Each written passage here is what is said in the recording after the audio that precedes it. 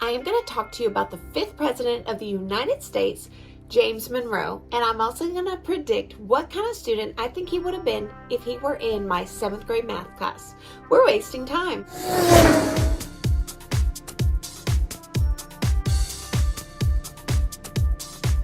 Hello Hotties, welcome to my channel or welcome back to my channel. I'm Ali Mack and I am currently a 7th grade math teacher. While you're here, please click the subscribe button and ring the notification bell so you don't miss any other videos from me. Do it now.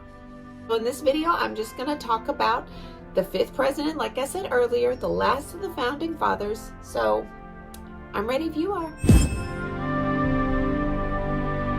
So this is the part in the video when I give you some background on James Monroe. The first thing I'm going to mention is his parents died when he was young, and he was raised by his uncle, Joseph Jones. And what happened is James Monroe ended up quitting school at 16 to take care of his siblings. James Monroe's uncle, Joseph, was the one that introduced him to James Madison and Thomas Jefferson. And if you want to know more about those two, please check out the other videos in the series. When he became president, he could not move into the White House immediately because it had just been burned down. And of course, it was being rebuilt. Like I said in the introduction, he was the last of the founding fathers. One thing that he's very famous for is once the North banned slavery, James Monroe signed the Missouri Compromise, and sadly he died on July 4th, 1831, the same day as Thomas Jefferson and James Adams. So this is the part in the video where I tell you some good things about James Monroe. A person said this direct quote about him: Monroe was so honest that if you turned his soul inside out, there would not be a spot on it. I know people like that. Another thing he did that was good, he helped negotiate the Louisiana Purchase. Under his watch, 5 new states were admitted into the Union. Those were Mississippi, Illinois, Alabama, Maine, and Missouri. I've lived in 2 out of those. He established the Monroe Doctrine, and this doctrine said that Americans should be free from future European colonization, and that any interference with independent countries in the Americas would be considered a hostile act towards the United States. Another good thing that James Monroe did, he toured the country when he entered office, and this journey of his united the country. Now this is the part in the video where I tell you some things that are not so nice or the bad. And during my research, I only found 2 things that stuck out to me. The first was James Monroe was not considered a deep thinker like Thomas Jefferson. So I interpreted this to mean he wasn't as smart as the others. He also wasn't a deep thinker like Madison. Whoever wrote that wasn't very nice. And it is said he was not charismatic either. So, okay, all right. Also, he was said to not be as charismatic as George Washington was. And I would sit there and say, look, you're comparing me to all these people. Why don't you compare me to me?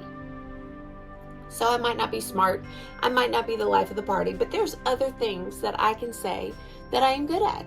So the last bad thing that I will mention is he was a slave owner, and he even took slaves with him to the White House. This is the part in the video where I give you some trivia and fun facts about James Monroe. I know he was married to a woman named Elizabeth. They had 3 children. James Monroe served as the governor of Virginia. He's also in the painting of George Washington crossing the Delaware. He's the 3rd president to die on the 4th of July. He was an attorney like many of the previous presidents. He was also a member of the Democratic Republican Party. Now this is my favorite part in this particular video, what I think James Monroe would have been like if he were a modern day student in my 7th grade math class. Some would say that President James Monroe could be outgoing, charming, warm, sensitive, and courageous. I think he would be the student that volunteers to clean the lunch table at the end of lunch. I think he would be the student that would loan his friends or classmates a pencil if they needed it. I think he would be the student that would try to build relationships with his teachers and his, well, I was going to say colleagues, but classmates. It is said that he was outgoing, practical, realistic, and he had a civic-minded character. with a strong belief in following rules and procedures. He placed a high value on competence and efficiency. I know some people like that. And also, James Monroe did not want to be front and center, which tells me he would be that student that kind of hid in the background, was quiet, followed all the rules. You wouldn't have to get on to him. You wouldn't have to call his parents to say that he wasn't doing what you asked. He would be the student that appreciated clear direction. And more than likely, he'd be the first student finished with an assignment asking what he could do next. Okay, so that's what I think he'd be like as a modern student. Alright you guys, that is it for this video. If you found it helpful, informative, or even entertaining, please like, share, and subscribe. Comment below the horse emoji because he was one of the first people to explore and that really united everybody. And as always, you guys have the best day ever and I will see you in my next video. Goodbye.